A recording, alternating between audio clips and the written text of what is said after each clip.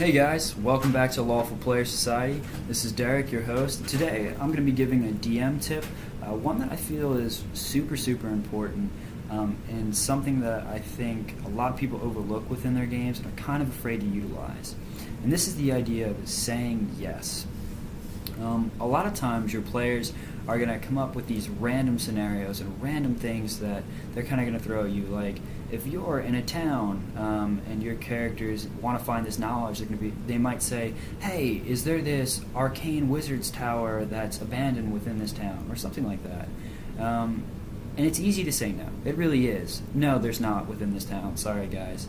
But look at what you just did. Your characters have approached you with something that they think would be cool if there was in this town, and that would be helpful to them, and would, kind of be a good place for good encounters, good storytelling, good role-playing, all kinds of things, and you just shut them down. So not only have you missed out on incorporating a great element within your game, but you've also kind of stopped the whole idea of D&D is a story game based on your DM and your players working together. So if you're kind of just shutting down every idea that your players throw at you, then is it really a cooperative game, or is it a game you're running by yourself that you need other players to kind of be in? So just think about that. Say yes. It might be difficult at times. It might be difficult within your story to find out, why is this wizard tower here? But that's not something that you need to answer that session. So if this happens within a session, your characters say, well, is there a wizard's tower within this town? And you didn't plan for one, and you have no idea why one would be there. Say yes, and then think about later after the session, why would there be a wizard's tower there? Is there anything else I can do later on in the campaign to incorporate why there was a wizard's tower there? Was it just a standalone random wizard tower? How does this affect your town? These are things you can think about after the session, and it's not something that you should think about, during the session and use as reasons to say no. You can always go back and evaluate why this thing was here and why it happened after you say yes to your players. And if you're kind of fearful that saying yes all the time would give your players too much power, you can utilize a technique of saying yes and or yes but. So yes, there is a tower, and it's guarded by all of these golems or magical spells and things, so it's hard to get into. Yes, but the tower's been abandoned for centuries, and you don't know how many books are still available for you to look into to gain this knowledge. So you've incorporated a couple of things there. You've taken their idea, and then you've added a different level to it through your idea. So if we go back to the yes and, if we're talking about this tower being guarded by arcane spells and golems, you just set up a whole nother encounter that you weren't planning on, but it kind of bides you time, and it adds this huge new cool element of you're going to have encounters with these arcane spirits or these golems or other things that are guarding this tower, maybe even the wizard who lives in there himself. And then if you do yes but, yes, but it might be hard to find that knowledge. So maybe you've set up a role-playing encounter where another NPC who's kind of explored this tower before, and he knows where all the good books are, and where these secret rooms that these wizards have hid their knowledge that haven't been exposed to the elements that haven't been destroyed yet are. Or you've set up this whole deep dungeon delve for your characters where they have to go deep into this tower to find this book that they're looking for to get this knowledge and whatever. See, just by saying yes to one small thing, incorporating a wizard's tower, you've added maybe another 2 sessions of a dungeon delve into a place that you didn't even have planned. So that buys you time not only to incorporate this awesome element that they came up with, but also building your campaign and kind of restructuring it to incorporate this wizard's tower in there. And why is it there? You can answer so many questions outside of the session that you don't have to really worry about within the session. Plus, saying yes also makes you kind of seem prepared. If your characters say, well, is there a wizard's tower? And you say, oh yeah, of course, and it's, Archmage Garfunkel's wizard's tower. It's been there for 300 years. It's pretty torn down at this point, and, there's rubble all over the place. Nobody's seen the wizard Garfunkel for about 200 years at this point. Some say he's dead, some say he's a hermit. You're just making things up on the fly, but it seems like you were so prepared. and that you've really fleshed out your region. So it just adds that whole element of, wow, my DM really knows what he's doing. He's really put a lot of effort into this, and it incorporates awesome elements. And it kind of helps you as a DM get better at being a DM, because you are thinking on the fly. You're having to incorporate these new elements that you weren't prepared for, but it makes to your players, you seem prepared. You seem like you had this wizard's tower there, and that you knew they were going to go there, and that's one of the coolest elements. My players are always super shocked when I do say yes, and it feels like I was prepared for it, but I actually had no idea. And they'll come up to me after the game and they'll say, how did you know that we wanted to go to a wizard's tower? How did you know we wanted to sell owl bears and make jerky out of them and start a whole franchise of owl bear jerky, which was a real thing, and it was very complicated but super funny. And they're kind of just shocked, and I'll talk to them after the game and say, yeah, I had absolutely no idea you guys were going to do that. I loved the idea though, and I ran with it.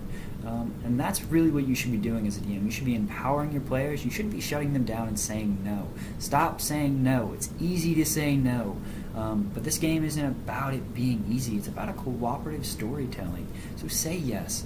Go that extra mile. Set yourself apart. Help incorporate your players' ideas into this world. That's what makes the world come alive. If it's just your ideas, yes, it might be a cool world, but your players don't have any buy-in. They don't care. They haven't really changed the setting. By adding that wizard's tower into this region or this town or whatever, what have you, they've added so many elements into your world. You have to think about, why is that wizard tower here? How is it getting supplied? Was a wizard a good wizard or a bad wizard? Did he help the town? Was he a blight on the town? Did he have any weird wizard experiments that he was going on? Had he fused any creatures? Or is there arcane magic coming from this tower that's affecting the forest? There are so many different elements that you can now incorporate into this region to make it more unique, because you said yes to a simple player idea. And it's not only, the setting. For example, if your player comes to you and says, hey, listen, I want my fighter to be able to dual-wield great swords.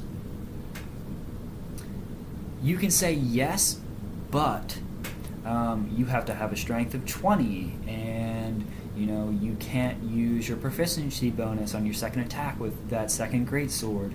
You can set rules that make it so that whatever they're doing and want aren't overpowered, but you're still giving them, that flavor of, oh, wow, my fighter uses 2 great swords and he's hacking through people. And your player's going to walk away so much happier than if you had just said no. Even if you put stipulations on, your dual-wielding, 2-handed great sword fighter. If you put stipulations on it but still say yes, they're still going to appreciate that you said yes, and that you're allowing them to use this cool new story element that, yes, it might not be in the rule book, it might not be raw, it might violate whatever Dungeons & Dragons rules. This game isn't about rules. It's about cooperative storytelling. So say yes. My biggest thing is, and the thing I hate the most, when I look at other DMs and other games, when they say no, to me it feels like you're taking a game with endless possibilities, and you are putting limits on it. Why would you take something that is absolutely limitless, and that is ever expanding and all encompassing, and put a limit on it, right? It doesn't make sense. Dungeons & Dragons is an imaginary game in a fictional place, and no matter how hardcore of a gamer you are, you have to understand that this is all imaginary. It doesn't actually exist. I can never touch whatever realm I make up. So why would you put a limit on it? It's my biggest thing. When DMs say, no, there's no dragonborns in my world. Why? I mean, yes, they might not fit into the creation of your world. So when you create your world, they might not fit into that exact mold. However, okay, are there alien races in your world? Maybe the dragonborns have come from a different plane and are invading your world, or maybe they've come from a different plane and they're didn't expect to get here. Maybe they were traveling to a different plane and got stuck here. There's so many reasons and so many ways you can explain something that might not fit into your conventional idea of what your campaign setting is, but it'll add elements. It's really frustrating to see people say no. as a player and as a DM, I hate when people say no to me or when I have to say no. I generally try not to say no. Now, there are going to be some of those occasions where you do have to say no. Don't be afraid to do that, but use it sparingly. Honestly, you should try to say yes as much as you possibly can. Say yes, say yes, say yes. Your games will be better because you say yes. They'll incorporate your players' ideas, and they'll make you think. They'll really make you expand your repertoire of fantasy, and your ideas will just blossom because you're gonna have to deal with things like, my players wanted to start an owlbear jerky company. All right, I have no idea how to stat that, no idea how much money you'll get from that, no idea how you'll go about franchising it, whatever. Doesn't matter. It's a cool idea. I've never seen it done before. I've never even heard about it, never even thought about it until they brought it up to me. Cool, let's do it. They were happy because it was kind of a ridiculous element, let's be real. Selling owlbear jerky, little ridiculous. But if that's what they want, then that's what they want. And I'd be damned if I'm not going to give my players a fun experience because it doesn't fit into my idea of what the game should be. It's not just your game, it's their game too. So say yes as often as you can. All right, guys? Say yes. Please just say yes. I feel like I've really hit this over the head a couple times, but I can't stress how important it is. Please do say yes.